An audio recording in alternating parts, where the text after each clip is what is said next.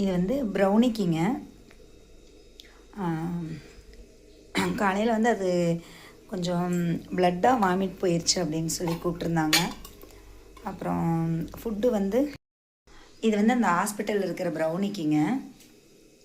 காலையில் வந்துட்டு சார் வந்து ஃபோன் பண்ணியிருந்தாங்க, ப்ளட்டாக வாமிட் போயிருக்குது அப்படின்ட்டு. ரொம்ப அனிமிக்காக இருக்குது. ஏன்னா அது ரொம்ப கஷ்டம் அப்படின்ட்டு தான் ட்ரை பண்ணினாங்க. அப்புறம் ஃபுட்டு எடுத்துக்கணும்னு சொல்லியிருக்காங்க. இன்றைக்கி அதனால் இப்போ ஈரல் கொண்டு போகிறேன் நான். அதாவது நம்ம வந்து இந்த மாதிரி ஆப்ரேஷன் பண்ணுறதெல்லாம் பார்த்திங்கன்னா ரொம்ப ரொம்ப கவனமாக கிட்டத்தட்ட 1 மாதம் 2 மாதம் வரைக்கும் பார்த்துக்கணுங்க. மனுஷங்க மாதிரி தான் அவங்களும். நாய்க அப்படிங்கிறக்கு அதுகளுக்கு வலிக்காது அப்படிங்கிறதுலாம் கிடையாது.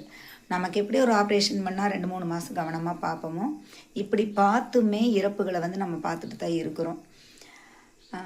அதாவது நம்மளுடைய கஷ்டம் புரியும் அப்படிங்கிறதுக்கு தான் நம்ம கொடுக்குறோம். ஈஸியாக வந்து வார்த்தைகளை வந்து விட்டுட்டு அடுத்தது கடந்து போயிடுறாங்க. எப்படின்னு தான் புரிய மாட்டேங்குது.